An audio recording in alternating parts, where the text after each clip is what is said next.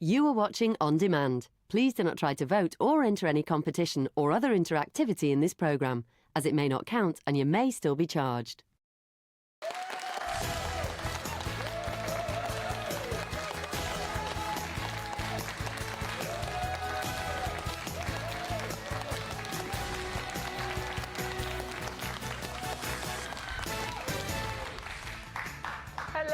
Hello, welcome to your midweek Loose Women. It's lovely to see you this afternoon, and joining me, Ruth Langsford, this Wednesday lunchtime are Colleen Nolan, Carol McGiffin and Linda Robson. So coming up today, as the new street safety emergency number 888 is given the green light by the government, we'll be asking whether it would actually make you or your kids feel any safer when you're out. At 1 o'clock, fitness guru and friend of the show, Joe Wicks, joins us to share why his tough childhood makes him a better parent, and he'll be telling us why he's been given the royal seal of approval. Then at 1:15, we'll be following in the fashionable footsteps of Meghan Markle, Victoria Beckham and Kim Kardashian when we give the hottest autumn trend of shrobing a try. Now, if you've no idea what I'm talking about, keep watching and you will find out a little bit later on. First today, though, front page news. Colleen Rooney has finally spoken publicly in a new documentary about her husband Wayne's infidelities. People don't understand. Can you come closer? He's 17 years of age. There's going to be mistakes made. Tonight, Mr. Rooney is making the headlines for all the wrong reasons. I knew groups that Wayne was hanging around with together with alcohol. Not good. From a press point of view, they were a front page and back page couple.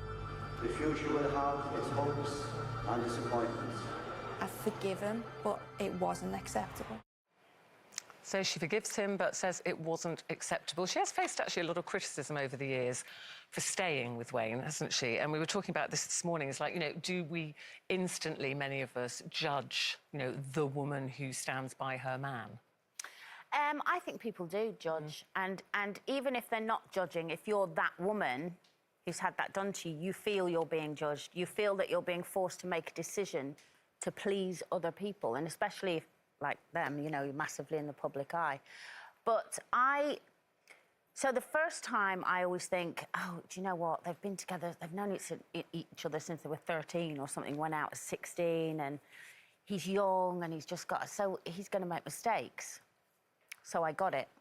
Second and third time, I don't judge her. I just stop feeling angry or sorry for her, because I think, well, now it's her decision. And if that's her decision... But actually, when you say those words, you know, feeling sorry for her, I mean, you know, moving away from Colleen and Wayne, you know, it happens to lots of people, and particularly if you're in the public eye, you know, it's difficult dealing with these things anyway, let alone in the public eye. But there's that word of feeling sorry for you. Well, that's your biggest fear. You know, it's that pity. It's the pity that I think. No, but then I don't pity them anymore. Do you know what I mean? Like, the first time I pity them, because I think that's an awful thing to... And it is awful. But the reason I don't pity them in the end is because I think, well, they've accepted it, so it's none of my business, and it's what she wants to do. So you're saying, are you saying she deserved what No, happened? Absolutely not. I don't think anyone deserves it. She let it go once, what I'm saying is, and he's going to do it again. If she's willing to accept it and forgive him, then it's not my place to judge her decision. There's no one's place to judge, but I do feel sorry for her, because I think it is the humiliation that does it for me. I always think that, look, it's never good when someone cheats on you, never. And nobody likes it. Some people can deal with it and some people can let it go. But if you are in the public eye like they are, I mean, you know, one of the most famous footballers in the world, front page news, and he does keep doing it, if he has indeed kept doing it, you think to yourself, well, you know, the humiliation that she is suffering, because you're judging, everyone's judging. I know you say you're not, but everybody does judge her. And they say, well, you know, if he does it again, she's taken him back once, and, you know, she will again. The thing is, we judge, though, when we don't have all the facts. Exactly. So, and I was saying, you know, that when I was younger, I would have been very judgmental about things like that. Again, not about these two particularly, whether it was friends, people you knew. I was very judgmental about, that's it, you should leave him, you know, if he's done it once, he'll do it again, and I'm much less judgmental about relationships as I've got older, because you realise with your own that everything is not always as it seems, and people don't 100% have the facts. The only two people who have that are those two. They can't, no one can know what is going on behind closed doors. But the thing is, when people are in the public eye, people will have an opinion. It's just human nature, isn't it? Yeah. Well, I think she's done really well, though, and I do take my hat off to her, actually, because you know, hopefully he has grown up and they're growing up together with their children, which can only be a good thing. And she really loves him. You can see that. Yes, and I actually think she's actually a very strong... See, some people go, well, she's weak. She keeps giving him, taking... I actually think she's pretty strong. I do, To be able to face all of this at such a young age and keep it all together, I think it makes her strong. But I do feel sorry for him, being in the public eye and everyone knowing their business and that. And I'd be like you, like, I'd be judgmental. Like I used to think if, like, one of my friends, someone cheated on one of them, don't stay with him or whatever. But then it happened to me, and it's different when, you know, when you love somebody. And the person that cheated on me, I did love him. I really, really did. And I gave him several chances and that to stop cheating, but he never did. And then we had to call it a day.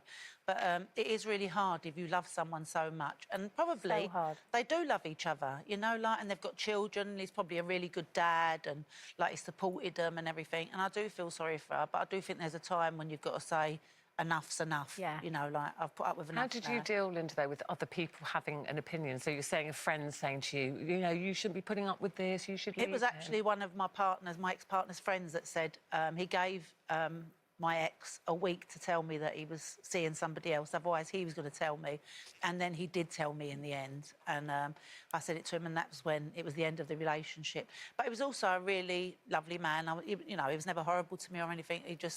He was very good looking and girls were sort of throwing themselves at him. And he was a really good dad as well. But it is a horrible feeling knowing that everyone in my area knew what was going on apart from me. I was the only person that didn't know. And also, I think it's different if it's like a long-term love affair as opposed to maybe a one-night stand. You know, I don't know if I could take any of that, but... I think it would make a difference as to how you would deal with it. Exactly, And also, you don't know the conversations that go on. So when you look at a couple, and you know that it's been made public in whatever way that there's been an indiscretion or something, you don't know the conversations. You might, you know, you might be giving them hell at home, but you know, kind of showing that united front. And she said here, you know, I forgive him, but it wasn't acceptable. So she's kind of obviously told him that, and I think, you know, I think she's saying there that she gave him hell. It wasn't acceptable. You know, I think you read between the lines. I don't think she's gone like, well, that's not really acceptable. OK, I forgive you. You know, there's a lot more. That's just one short statement, isn't it? And it'll be interesting to see her talk. I mean, obviously, a lot of these, the allegations as well haven't always been proved. There's a lot of rumours around him, around Wayne. So, you know, that is for an Amazon Prime documentary. I'm not actually sure when it's on. Can't see it. That's possibly why next year, not till next year. That may be why they've done it, though. Yes, because to stop all the gossip and rumours and the judging and everything else, and just put it to bed. Hopefully, it will work. But listen, we're talking about families and things and children. I've got some lovely Loose Women news today because Stacey and Joe have finally announced the name of their week-old baby girl. There she is, gorgeous. She is called Rose Opal Esme Solomon Swash. They call her their precious jewel. Her middle name, Opal, has got special significance, actually, for Stacey and Joe, because as well as... Well, Opal is Stacey's birthstone, and Rose was actually born on Stacey's birthday, so that's now her birthstone, which is how lovely. And then Stacey's engagement ring has got two Australian opals, because that's where she and Joe met, didn't they? On I'm so romantic, isn't it? Oh, wow, it's so carefully thought through, isn't it? So unbelievable. I love that. So we want to say congratulations, obviously, to Joe and Stacey and Rose and that beautiful baby girl. But then we were talking about middle names, and I was like, what? I don't understand the point of middle names. No. Like, why have you all got middle names? Yeah, we have. Yeah. So unfortunately, I have. What's yours? What's yours? Oh, she said, unfortunately. What's yours? I know yours. I know you know, and I tell people that it's Dolores, right? Because my middle initial was D, Carol Dolores McGiffin. But actually, it's not Dolores at all. And I've disowned it, kind of. And I'm not saying that it's not a nice name. I just don't like it. Right. Deirdre. It's all right. It's all right.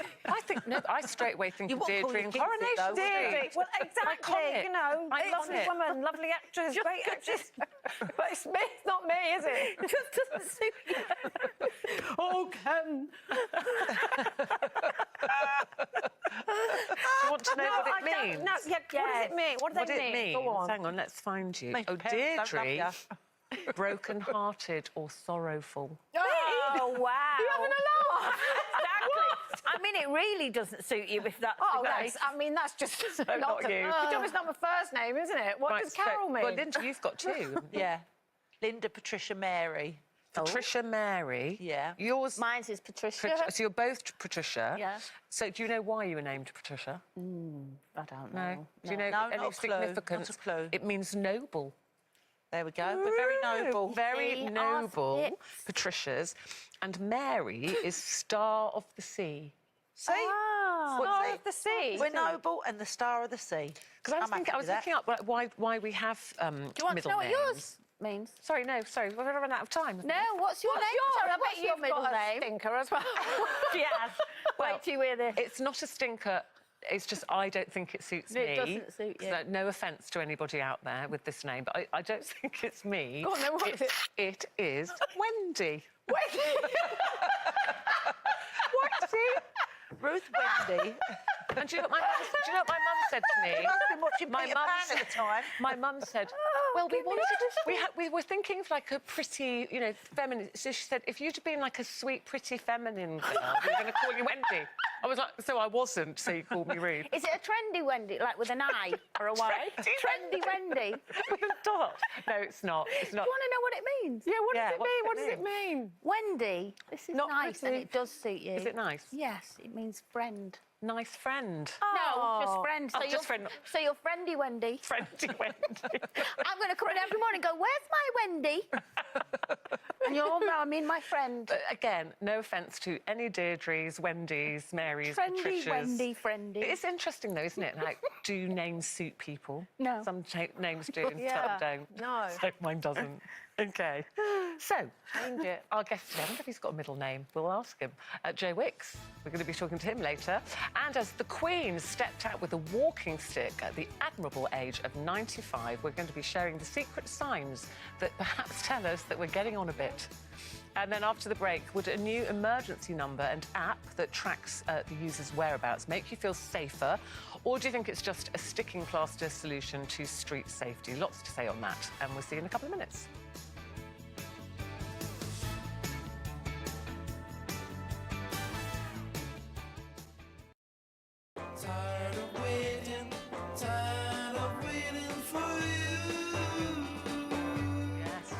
Tired of waiting. Do you get tired of waiting around, particularly in queues? Or perhaps you're a pusher-inner. Do you push in a queue? Which one are you? We're going to be talking about the do's and don'ts when it comes to queuing and our thoughts on that at 1:20. And then Joe Wicks is going to be joining us at 1 o'clock to tell us how his two young children, India and Marley, have inspired his latest project and his secret to a happy marriage with wife Rosie. And it's not the couple who works out together, stays together, thank goodness, because we'd be stuffed, all of us, wouldn't we? Yeah, absolutely. First, though, time for our biggest competition ever. It's the £1 million decision for you. Would you take it all in one go or spread it out over 10 years? Well, we've got Lisa Snowdon, who's been looking at the kind of house that kind of money could buy you. Hey, listen up. It's the £1 million decision. Do you take £1 million as one lump sum, or do you take £10,000 every month for 10 years? We provide, you decide. You know me, I'm always happy to help. So I've searched the length of the country to find out what sort of property a cool £1 million would get you. And my search has taken me to a little village in Sherrington where you could own this stunning 5-bedroom house. This 300-year-old property is currently on the market for £950,000 and would make the perfect family home. And for all you green-fingered garden lovers, check out this beautiful landscaped garden. So what would you do if you won the £1 million decision? Like I said, you can take the £1 million as one big juicy lump sum, or you can take £10,000 every month for 10 years. For another chance to make the £1 million decision, text CASH to 82248. Text costs £2 plus one standard network rate message. Go to the website, entries cost £2. Call 09068 782248. Calls cost £2 plus your network access charge. Or post your name and phone number to CD37 PO Box 7558 Derby DE1 0NQ. Entrance must be 18 or over. Lines close on Friday the 22nd of October at 4 p.m. Good luck! Yeah, good luck. Thank you very much, Lisa.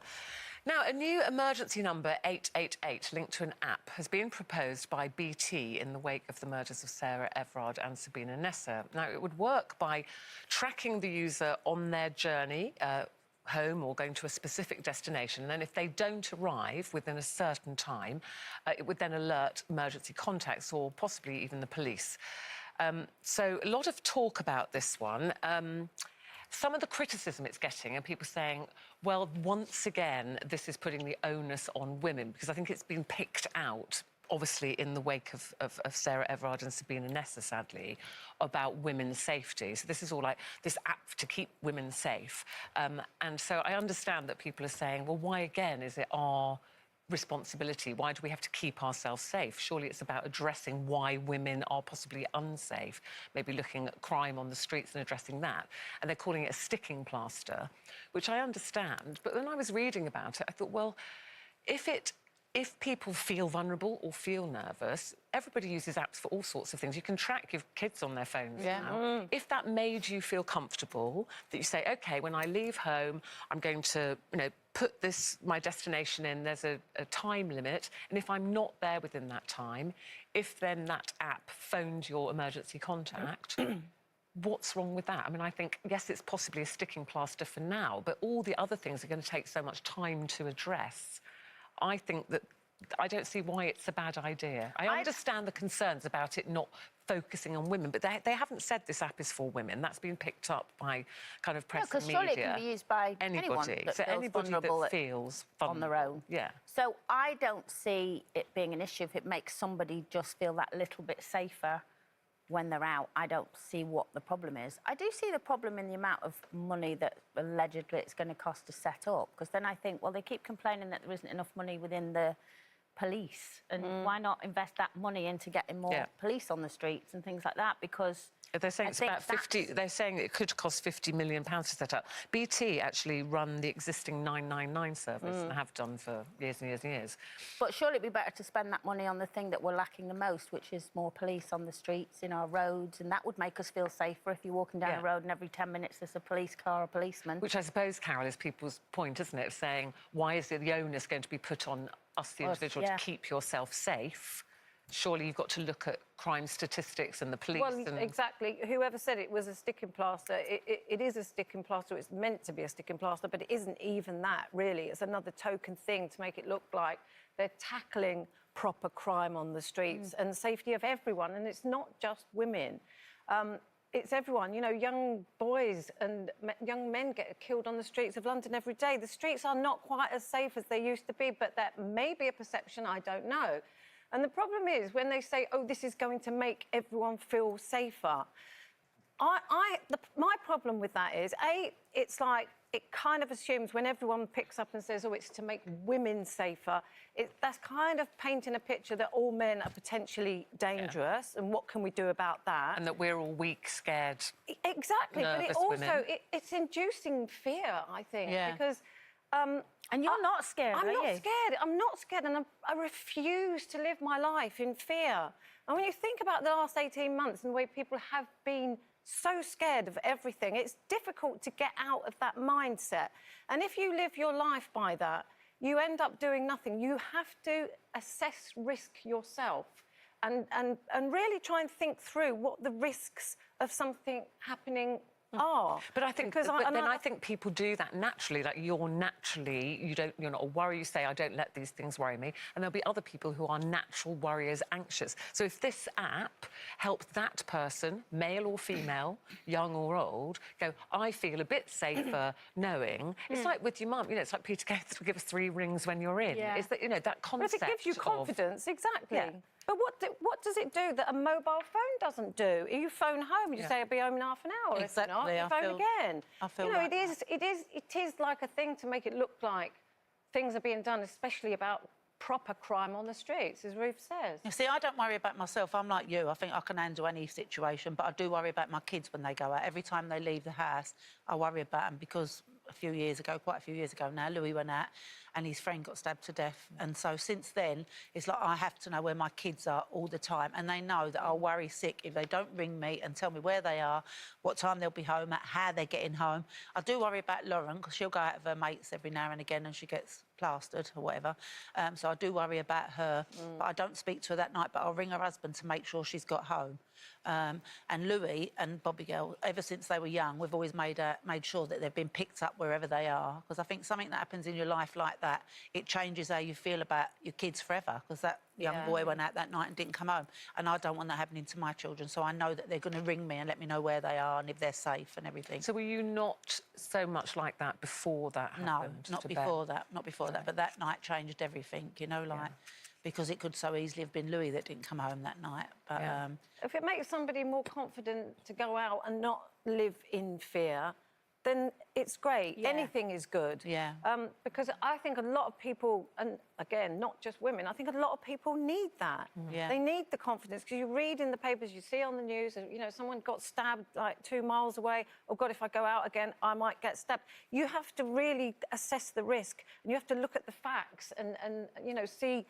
and try and snap out of that, because people aren't living anymore. I think it's interesting what you said as well about, you know, young men get murdered and you don't see the same kind of reaction, do you? You don't. As, you know, and that's why I think, I understand why a lot of women get angry about why is it all again like, oh, ladies, you know, if you want to keep safe, then you should have this app because everything's dangerous out there. And also it's painting a lot of men as all potential attackers. Yeah, exactly. You And know. that really doesn't sit comfortably with me. No.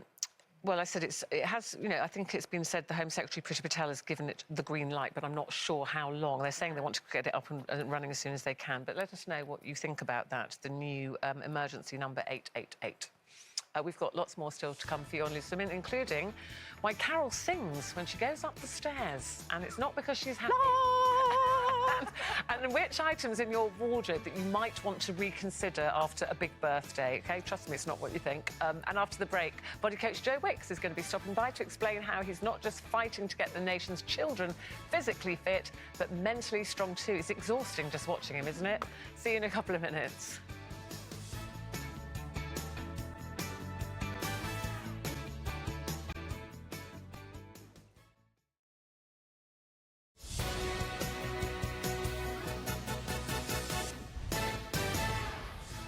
Hello, welcome back to Wednesday's Loose Women, and alongside me today, Ruth Langsford, our Colleen Nolan, Carol McGiffin and Linda Robson. Now, coming up, we're going to be slipping our shoulders into something more comfortable because we're trying out the power move fashion trend loved by all the A-listers, doing that in about 15 minutes. And today's big dilemma: should you say something if someone pushes in front of you in a queue, or is it better to keep stum? We've all got plenty to say on that a bit later. First, though, we're talking about the Queen, because walking sticks have been given the Royal Seal of Approval, it seems, after she was seen using one yesterday at the age of 95. Doesn't she look amazing? The Palace insist it is just for comfort rather than health reasons. But it did get us talking about those kind of signs of ageing. At some point, the Queen had to accept. How long have we got? Go on, Carol. But you know that thing where you say she at some point would have gone, OK, maybe I do need a stick. And I'm sure she's probably resisted it. I don't know, I'm just assuming, Your Majesty. But, you know, you resist things. They do resist So, it. you know, what things do you suddenly go, no, I have to admit it now, I do need glasses, or I do need... Well, the glasses, I think we've all got those. I'm very aware of my gait. You know what I mean? Not your garden gait. My stance, the way I walk, everything, and the way I stand. And every single day, I work really hard on trying to stand up straight and trying not to keep bending my knees, right?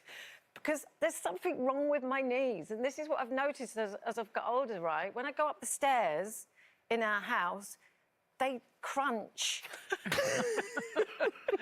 What, like clicky crunching? And the thing is, right, that is Mark's pet hate. He hates it. If, like, we're in a taxi or something and the taxi driver's going crack, crack, crack with his knuckles like they do, he literally has to get out. He can't bear it. So he can't bear this cracking bone noise. And my knees do that when I go up the stairs. So every time I go up the stairs at home, I have to sing. I have to go, because it might be next room. This is what I'm thinking, oh, my God, what's that noise? So I'm going upstairs going, la, la, la, la, la, la.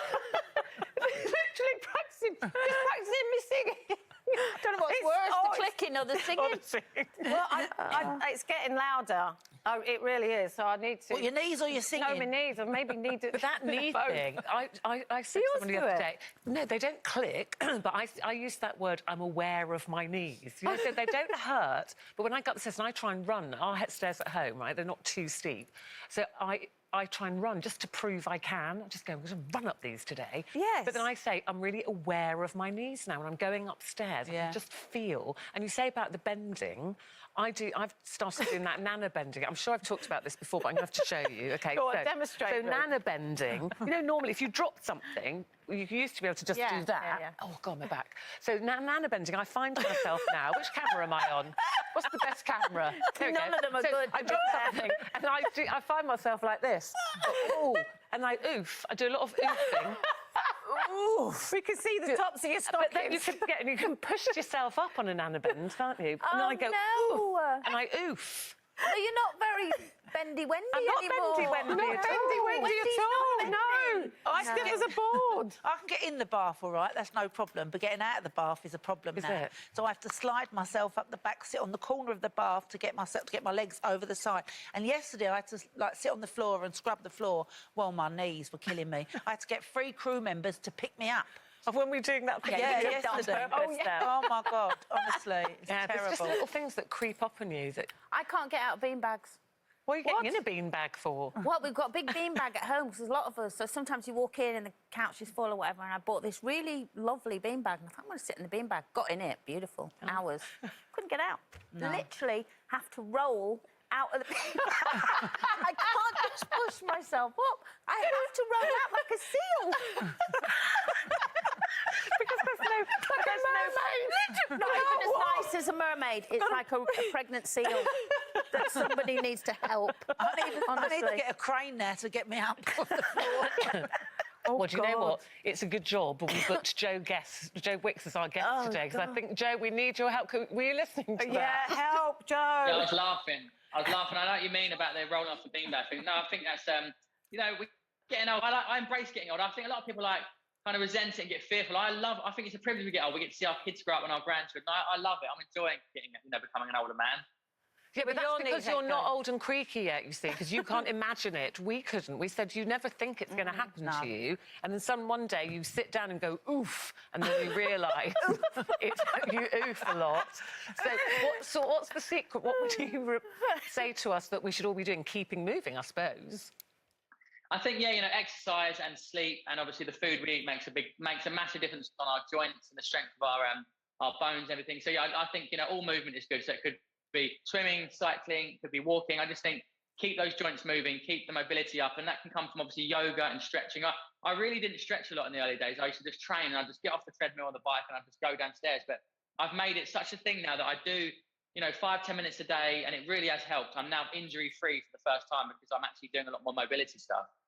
Yeah, mobility is what it's all about. Well, listen, we've got so much to talk to you about. There's a new book coming out, and, you're a great friend to the show here on Loose Women, and this is why. Please welcome Joe Wicks.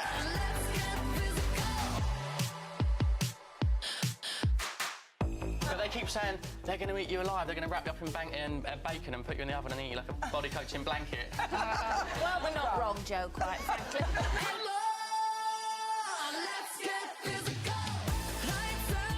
There's a whole new branch of your career. Yeah, how many are we talking about here on the baby front? I think I want 5. Have you told me? Yeah, she's up for it.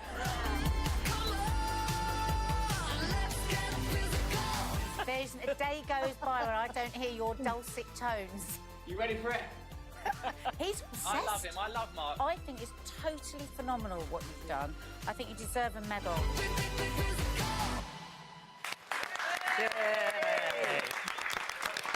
You see, I'm getting older because when I look at that original video, my beard's nice and black. Now I've got all these little grey and white hairs coming to the beard, so I'm getting older. It's happening. I mean, Nadia said there, Joe, you deserve a medal, and you did get a medal because you awarded an MBE, but didn't actually get to a ceremony. Yeah, I would have loved that, because it would have been official. I would have met Queen, hopefully, but there was never like a medal or a ceremony, so I don't know. It just kind of got announced in the media, but since then I haven't heard anything from it. But still a lovely thing to know. So have you not actually got them? You've not actually got anything? No, nothing. It was just announced in the press, and ever since I've not heard a single wink. But, maybe next year, maybe it's being delayed to next year. Because obviously you've got Rashford and all the other guys and loads of NHS heroes that got awarded MBE. So maybe one day they're going to do like one a bit retrospectively. I hope so. Joe, did you change your cards and your letterhead and everything and put the MBE on it? No, I'm not that into. Look, I'm proud of it, but I'd feel a bit embarrassed doing that, really. So I'm kind of. If anyone wants to use it in an article, obviously it's fine, but I would never change my email and my name to MBE. It's a bit sorry up, isn't it? Yeah, we'll introduce you in future shows. I will say Joe Wicks MBE. I'd have it after everything, wouldn't you? Joe, I want to talk to you. Obviously, we're well aware of your cookery books, but this is a new venture for you. This is your first children's book, The Burpee Bears. When that's not burpee as in burping, is it? Well, explain to people what a burpee is. Yeah, so that's my new children's book, and obviously this is Daddy Bear. I've just been travelling the country with this little teddy, but burpees is an exercise, obviously, and obviously I just like the name. I think it's a funny name for a family of bears. But essentially, it's a book about all the things I believe in around exercise and movement, and improving your mental health, and also coming together as a family and doing cooking together and exercising and going on an adventure. I really believe in all those things. So it's kind of everything I love and believe in a children's picture book. And there are recipes at the back as well. Joe, were they always called burpees, that movement? Were they always called that? Because it just seems to be everywhere now, that word. And I used to call them just like squats or whatever it was. The burpee, I don't know where the name came from, but if I think back to PE when I was younger, it was always there. It's one of those exercises. You just basically jump down on the ground, kick your feet out, jump up, sort of jump off the floor. So it's a good exercise, but it's love or hate, isn't it? So everyone always makes memes and jokes around how much they hate burpees, but I do think it's a good exercise, although it is quite tough, but it's obviously just a name. And then the burpee bears aren't actually doing burpees in the book. Well, I definitely couldn't do a burpee. But tell us a little bit about, you've been touring around primary schools, haven't you? Yeah, I've been on the UK tour. I went to 12 schools all over the country, which is amazing. And I was sort of running in there doing a little mini kind of Pee with Joe workout, followed by a reading of the book. And it was wonderful. I met some amazing kids and teachers that are doing wonderful things in their schools. And they're so amazing. They draw portraits of me, and when I run into the school, they have hundreds of kids outside, screaming and cheering my name, and it's a really wonderful experience. So I've just got back, and yeah, it's been tiring, but also it's what I love the most. PE with Joe was great, but it was me in front of a camera. I didn't really get to see the kids, whereas this is doing what I love the most. And Joe, I hear that you have some royal fans. Oh, really? Who said that? Yeah, so it's going round. Yes, apparently Kate and Will's are very big fans of you, Joe. Well, I can't confirm that. I met her at Wimbledon and she was wonderful, and she said to me, congratulations on everything you've done with PE with Joe. But she didn't actually say that George had done the workouts, but who knows? It'd be pretty amazing if they did. Let's talk to you about your family, Joe, because you're out there, talking about all the kids and getting them fit. And you've got two little ones. India, I can't believe she's 3 already. Marley, 21 months. What are you hoping that they will get from seeing their dad or Daddy Bear doing all this kind of work and the books? Well, what I've realised is that they really pick up everything from me. They've been there from the start. They were doing the Pee with Joe workouts. They were, in the living room, and we had such an amazing time. And I think, I took them to one of the schools the other day, and I could see Indy's still a bit like, wow, why are all these kids screaming for my daddy? But she also knows that this is what I do. I love sharing videos. I'm always exercising. So she's become a kind of, she's just, it's all she knows. So if I'm in the gym, she'll come up and she'll try and hang on the bar. She'll do her burpees and her squat jumps. And I think it's just amazing. The more we can exercise in front of our children and even cooking with our children, we're really setting them up for a future of health and success and happiness, because it's like we are their role models and they learn everything from us, essentially. Well, yeah, you're so right. And I love the book. I love the layout. The illustrations by Paul Howard are absolutely gorgeous. Recipes in the back. It's a really beautiful book. Good luck with that venture, and well done, Joe, for everything you do for the nation's health. Joe Wicks, MBE. Thank you so much. Thanks. Cheers, everyone. Have a great day. Thank you. Bye-bye. Now, after the break, we're going to be putting the hottest, autumn fashion trend on trial, but will we be giving it the cold shoulder? That's a little bit of a hint for you. See you right after this.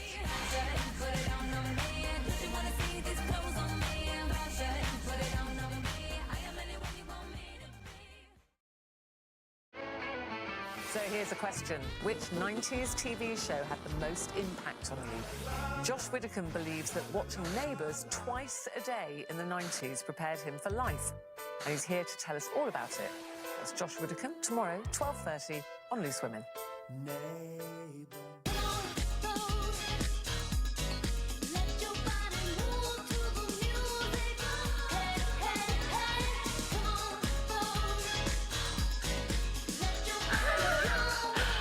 keep that up. I can't keep it up. Don't adjust your sets. Welcome back to Loose Women. It is still Loose Women. It's not a runway fashion show, even though I hope I look like a supermodel. And now this is called shrobing. Do you know what shrobing is? Well, Princess Eugenie, she's been doing it earlier this week. And the team shrobe, this means you don't actually put your arms through your coat or your jacket sleeves. You just slip it over your shoulders. So that is the shrobe. Thought we'd give it a go. So come on, girls. Give it a bit of a shrobe.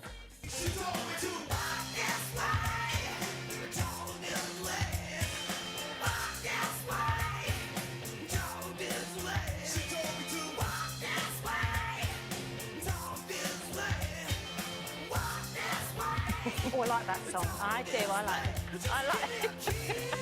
Wow, look It's at the that shrobe. model.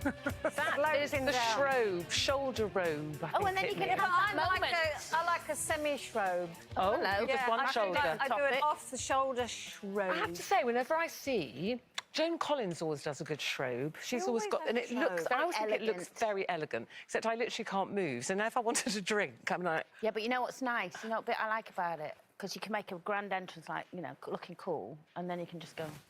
oh, yeah.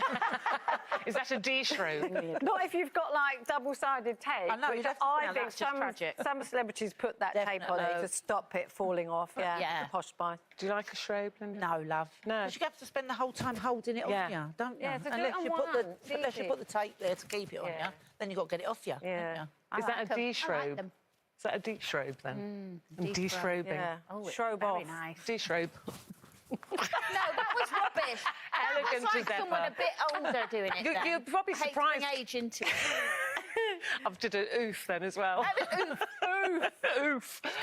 Now, we've got a competition for you. Your chance to be a millionaire. Lisa Snowdon's been searching the country to see what sort of house you could buy with £1 million in your pocket.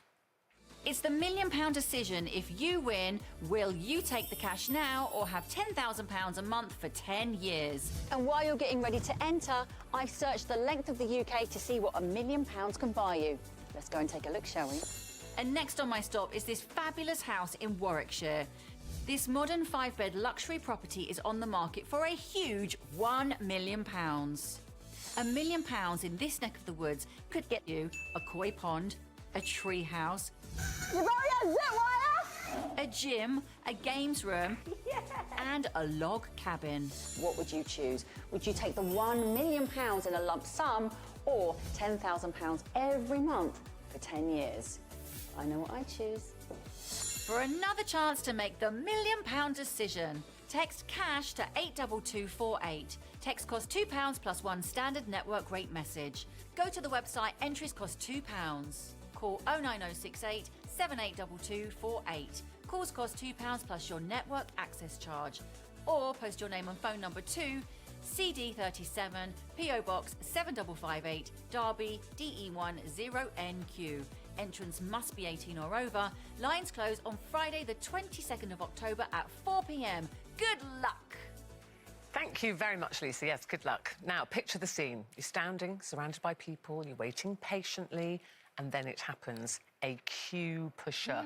A queue pusher gets in front of you. So, do you say something? Apparently, only 35% of people over the age of 55 would confront a queue pusher, and men are twice as likely to say something as women. Linda, I reckon you'd say something. Oh, I would say something, and I have said something loads of times Have you? in my life. Yeah, I was outside Tesco's when we had all the big queues outside there, and everyone was queuing nicely, everyone was chatting in the queues, keeping their distance and whatever. And so this bloke just walks up right into the middle of where they are and stood there, like as if to go in next person. So I said, oh, excuse me, I said, there's a queue here. Would you like to go to the back of the queue? So he went, no, I'm fine, yeah. Went, well, actually, you're not fine there because all these people are waiting to go in. He went, no, I'm all right. I went, no, you're not all right. Anyway, after about 5 minutes of arguing with him... Did he argue for that He long? did argue with me, and then he just walked to the back of the queue and everyone gave me a round of applause. Well done. Quite right, too. I know. Because Blooming nobody cheek. else had the bottle to say No. anything, and you could tell everyone was standing there going... I started off nicely, but then I got a bit irate. Yeah. Yeah. Well, I you won't would. say what I said, but... But did you like... No, please go on- don't. Did you turn around and try and get support? Yeah, from I sort of anybody? did You as well. Yeah, and And he's taking liberties, isn't he? Look. walking straight to the front of the queue. How dare he? Exactly. My thing is in queues that always I make myself laugh as I'm doing it, really, because you're so incensed about whatever it is, whether it's a queue pusher or there's no till open or something. So I'm standing thinking, this is ridiculous. So then I try and engage everyone else in my anger. So I go, have you seen this? Seen that? Have you seen? I mean, this is ridiculous. But then when you get no response, you go, no, have you seen this? They go, they look away, and then you try the person behind, don't you? Can you believe how long we've been waiting here? I do exactly the same thing. Garner support from the rest of the queue. Right? I turn around and go, oh, it'd be too easy for him, wouldn't it, to be owed another checkout? That'd be too easy, wouldn't it? And then people just sort of stare at you and go, start walking off. But also, really I'll do annoyed. that thing of ask for another checkout. You know, so if you're in a queue and there's 2 checkouts, a huge queue, and it doesn't matter what member of staff, I don't try and look for a manager. It's like anybody who walks past in a tabard or a, get on that till. I go, excuse me. Do you think it'd be possible to open another till? And I do that again. Look at everyone, because it's not just me, is it? Yes, exactly. Everybody needs the. No one joins in. It's just really embarrassing, isn't it? I'm the opposite of all of that. I'm one of these that I do all of that in my head. So someone will jump in front of me in a queue and I'll be saying all those things that you said, but in my head, and then they'll go, oh, sorry, was there a queue? And I go, no, it's fine. You don't, do It's you? fine. Yeah, because I just think, you know what? If you need that quicker than me, tin of beans or whatever it is, then go It's ahead. not about that. It's the principle. I know it's the principle. That we're very it's good. rude, and We're I very would never good, jump aren't we, at in this you. country? It's at manners. queuing. But I We're let British, people in very everywhere. manners. If I'm queuing anywhere, like if I'm... I tell you what I can't bear, though, with people, and this does wind me up, is that when I'm waiting for my train home at Euston, and everyone stands on that concourse waiting for the train, and then it comes up platform 13, and there is a stampede. Yeah. I mean, people... Literally, the police brought one guy back to apologise to me because he nearly, literally broke my shoulder trying to get past me. As a guy and, businessman. And they all race. And I'm thinking, why are you racing? Because the train's... You're not trying to catch a moving train. The train's there. They might not have a reservation. You've got to stop at the end and put your things through Be a bit anyway. more understanding. They might not have a reservation Well, that's for a stupid seat. then. They've got a reservation, so they're not very together. But they do the same on planes as well, don't they? Oh. As soon as the gates open, everyone... Yeah, but rushes I at imagine... The big queue, why don't you just wait and go on? So I don't care if he hasn't got a reservation. He's no right to break my shoulder. I don't suppose he actually did that. Well, I think that this Nearly conversation did. could be continuing for quite a while, but I'm just going to have to say that's it for today. Join us tomorrow, though. We've got comedian Josh Widdicombe. He's been sharing more revelations about his royal roots. This is after last night's Who Do You Think You Are? Have a lovely afternoon. Can you believe that? We're off the air. Can you believe it? Wendy. Can you believe that?